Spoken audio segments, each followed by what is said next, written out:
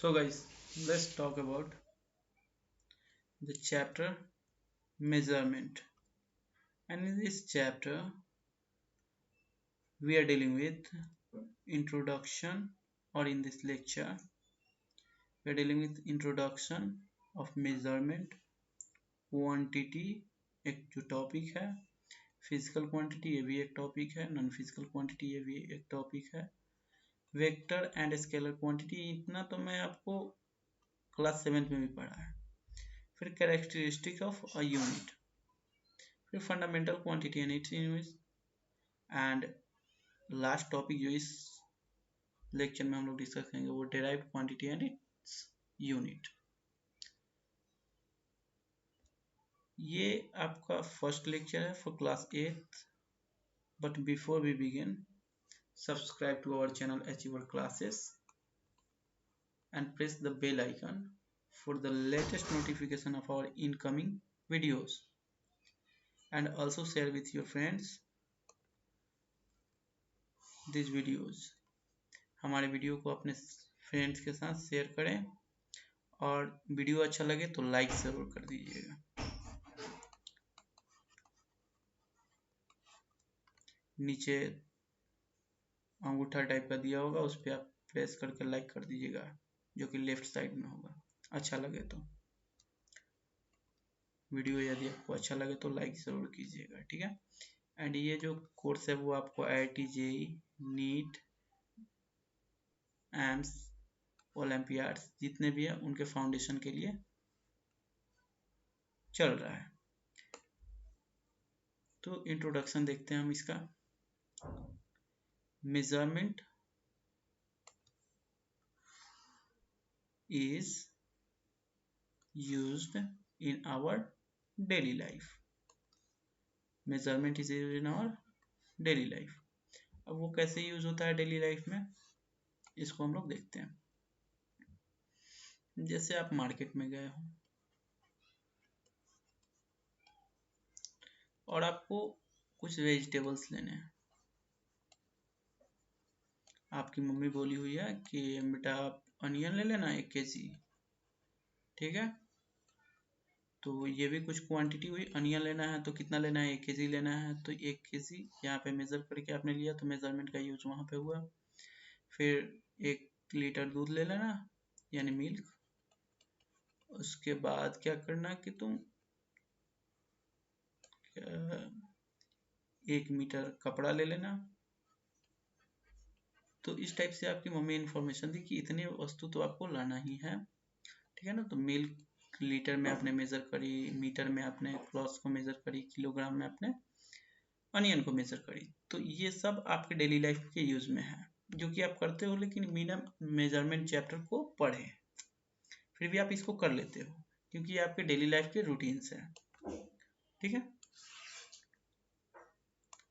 When you buy vegetable, example is systematic procedure is needed to get precise information। अब systematic procedure तो होना ही चाहिए to get precise information। Physics like other branches of science,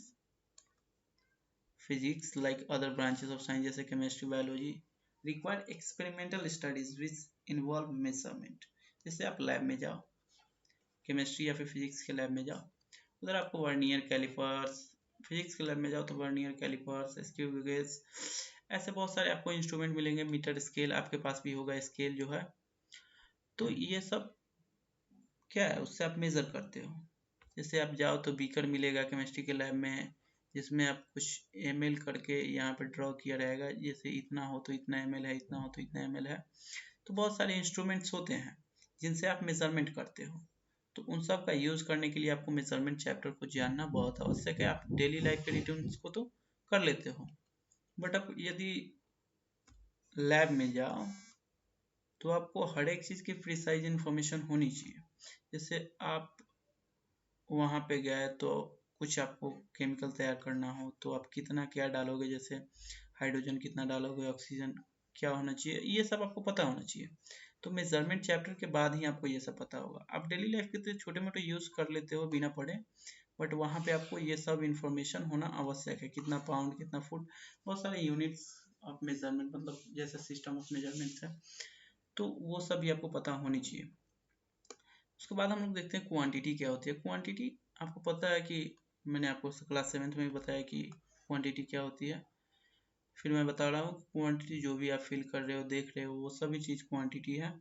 इनको दो part में हमने divide करी है, एक तो फिजिकल एंड दूसरा non physical.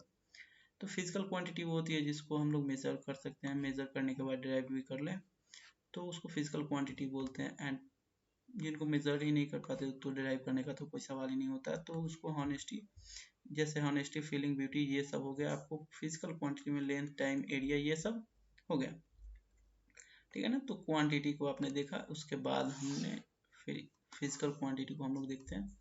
What are physical quantities? Physical quantity को हमने दो पार्ट में डिवाइड करी है। फिजिकल क्वांटिटी तो पता है कि जिसको मेजर्ड एंड डिराइव कर पाए आप, मेजर्ड एंड डिराइव कर ले आप, तो उसको फिजिकल क्वांटिटी बोलते हैं। फिजिकल क्वांटिटी को दो पार्ट में, on the basis of magnitude and direction we are dividing physical quantity on two part. एक तो आपको vector physical quantity and other one is scalar physical quantity. Vector physical quantity के पास magnitude and direction, and scalar physical quantity के पास सिर्फ magnitude होता है। जैसे वेक्टर फिजिकल क्वांटिटी के कुछ एग्जांपल्स हम लोग देख लें, displacement, velocity, acceleration, force, etcetera. And scalar physical quantity के कुछ एग्जांपल्स को देखते हैं, जैसे length, distance, length, distance, speed, ये सब हुआ आपका स्केलर फिजिकल क्वांटिटी। उसके बाद हम लोग देखते हैं कैरेक्टरिस्टिक्स ऑफ यूनिट्स। यूनिट के भी कुछ कैरेक्टरिस्टिक होते हैं, उनको हम लोग देख लेते हैं। To measure the physical quantity, जिनके पास मैग्नीट्यूड और क्या हो,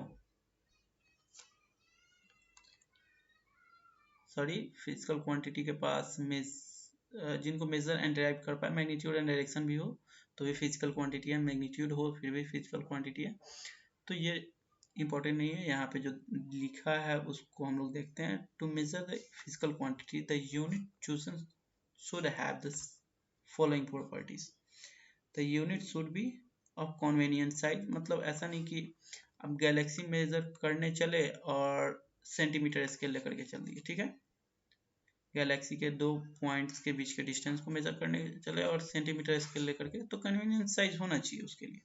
जैसे आप बड़ा कुछ ऑब्जेक्ट जैसे किलोमीटर, जैसे कुछ रोड के साइजेस को तो आप सेंटीमीटर स्केल से उसको नहीं माप सकते हो, ठीक है ना। तो उसके साइजेस को आप ध्यान में रखोगे कि किस चीज से किसको मापना है, ठीक है ना। जैसे क्विंटल को आप ग्राम्स में, जैसे 50 ग्राम का 50 ग्राम्स के इंस्ट्रूमेंट, मेजर करने वाले इंस्ट्रूमेंट से आप क्विंटल नहीं नाप सकते हो, 10,000 kg या फिर इस टाइप की चीजें आप इसको लेकर के नहीं, ये बचपना हुआ, तो ये मतलब कन्वीनियंट साइज होना चाहिए। उसके बाद का जो सेकंड पॉइंट है, it should be possible to define the unit without any doubt, यानी वेल डिफाइन होना चाहिए। उसके डेफिनेशन में कोई त्रुटि ना हो कि यहाँ पे 1 kg इतना अमाउंट है और दूसरे जगह 1 kg आपको इतना अमाउंट हो जाए, तो ऐसा नहीं होना चाहिए, वेल डिफाइन होना चाहिए। इट शुड बी रिप्रोड्यूसेबल, मतलब अमेरिका में यदि वो मिल रहा है तो वो इंडिया में भी मिलना चाहिए उतना साइज का, ठीक है ना, यहाँ पे भी प्रोड्यूस हो पाए।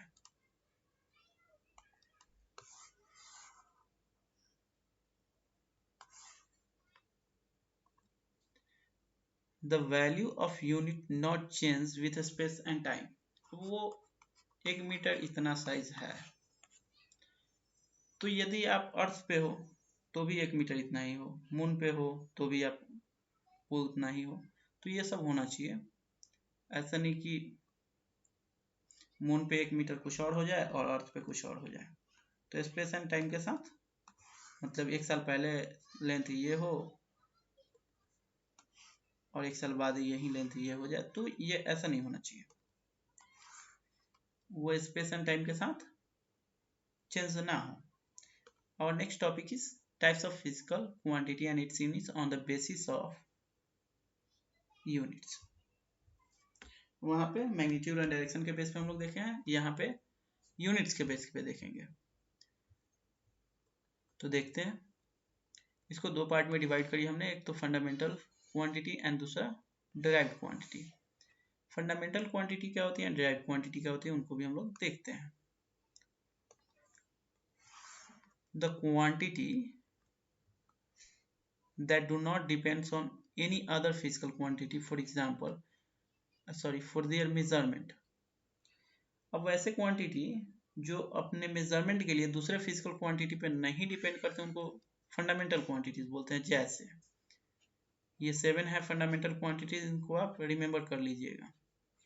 फर्स्ट आपका लेंथ हुआ, second mass, time, third, fourth number पे इलेक्ट्रिक करंट, फिफ्थ नंबर पे टेम्परेचर, सिक्स नंबर पे luminous intensity and seventh number पे अमाउंट ऑफ सब्सटेंस। इनका एसआई सिस्टम है, एसआई सिस्टम को मैं बताऊंगा और इनका सिंबल है ये भी मैं बताऊंगा आपको आगे के लेक्चर में।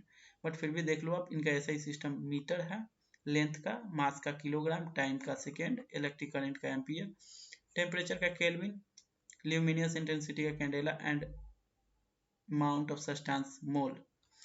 तो ये जो ल्यूमिनियस इंटेंसिटी है आपको कहीं देखने को मिलेगा नहीं 12th तक, ठीक है। अब 9th 10th तक ही length, mass, time, electric current, temperature and ये अमाउंट ऑफ सब्सटेंस फाउंडेशन वाले कोर्स में देख लोगे। लेकिन अमाउंट ऑफ सब्सटेंस फाउंडेशन वाले कोर्स के अलावा आप यदि 10th में पढ़ो तो नहीं मिलेगा आपको टेम्परेचर, यानी ये 5 यूनिट्स ही आपको मिलेंगी। ये आपको मोल कॉन्सेप्ट जो चैप्टर उसमें पढ़ना होता है।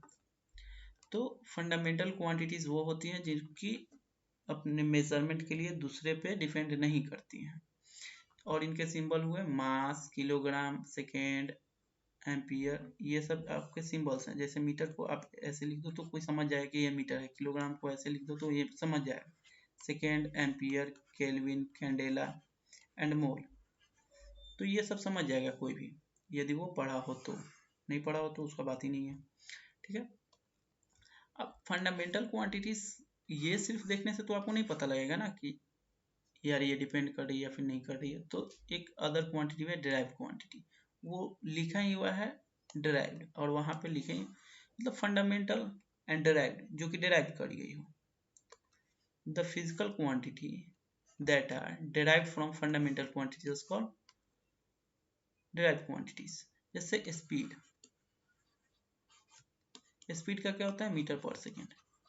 मीटर का भी यूज करी हमने, सेकेंड का भी यूज करी, तब जाकर के इसको डिराइव करी, तब जाके इस ये मिला। So this is derived quantity. Force का यूनिट होता है आपको kilogram metre per second square, तो ये भी डिराइव करी हमने। यानी एक से ज्यादा अगर हमने फंडामेंटल क्वांटिटी का यूज करा तो वो डिराइव क्वांटिटी होगी। जैसे आप किसी मतलब एक मोमेंटम होता है, मोमेंटम ऐसे ही जान लो आप, momentum P is equal to m v, m का kc, v वेलोसिटी है तो मीटर पर सेकेंड, तो kilogram metre per second momentum का हुआ यूनिट। तो इस टाइप से आप, ये होता है आपका डिराइव क्वांटिटी। सिर्फ अकेले हो मीटर, सेकेंड, किलोग्राम, कैंडेला, मोल, केल्विन, तो आप उसको बोलोगे फंडामेंटल, और वो किसी के साथ हो जैसे किलोग्राम पर second square, kilogram metre per second square, तो वो सब डिराइव क्वांटिटी हुई। So thanks for watching, and यहाँ पे आपका ये लेक्चर एंड होता है, एंड गॉड ब्लेस यू।